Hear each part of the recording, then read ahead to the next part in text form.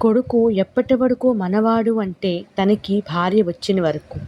కానీ కూతురు ఎప్పటి వరకు మనది అంటే మన జీవితం అయిపోయిన వరకు. కూతుర్లు అందరి తలరాతల్లో ఉండరు.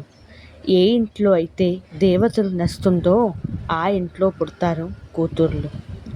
కొడుకులు తండ్రి ఆస్తిని పంచుకుంటారు. కానీ కూతుర్లు తండ్రి ఆనందాన్ని, కష్టాన్ని పంచుకుంటారు. పెళ్ళి తర్వాత కూతుర్లు అడగకుండా ఏమైనా ఇస్తే దీని అవసరం లేదు నాన్న అని అంటారు. ఏ ఇంట్లో అయితే కూతుర్ని పెంచుతారో ఆ ఇంట్లో తండ్రి రాజు అవుతాడు. రాజకుమార్ని పెంచాలంటే అది అందరికీ సాధ్యం కాదు కదా. ప్రతి కూతురు భాగ్యంలో తండ్రి ఉంటాడు. కానీ ప్రతి తండ్రి భాగ్యంలో కూతురు ఉండదు. అందరూ కోడల్ని కట్నంలో ఏమి తెచ్చేవు అని అడుగుతారు.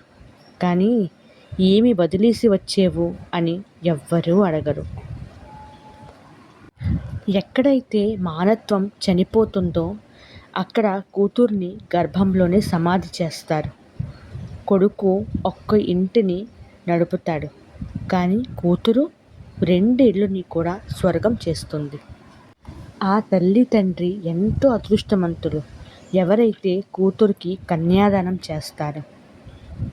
కూతురు కావాలని ఆశ లేని తల్లి ఉన్న ఇంటిలో లక్ష్మీదేవి అడుగు పెట్టదు. ఆ గ్రహంలో ఇంట్లో కొడుకు ఉండే భాగ్యోదయం అవుతుంది. కానీ కూతురు సౌభాగ్యంతోనే జన్మిస్తుంది. కూతుర్లు జీవితం ఒక ఆధారం. వారే కుటుంబానికి నిజమైన ఆభరణం. వారినే భారం అనుకోని వారు అదృష్టం ఖాళీ. కూతురు ఉన్న ఇల్లు మాత్రం ఎప్పుడూ వెలుగుతో ఉండాలి.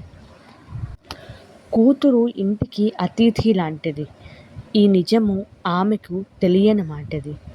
ఒకరోజు తప్పక ఇంటిని వదలాలి. జీవితం మార్గంలో ముందుకి నడవాలి. ఎందుకంటే ఒకరోజు ఆమె ఎవరి ఇంటికి ఇల్లాలు అవ్వాలి.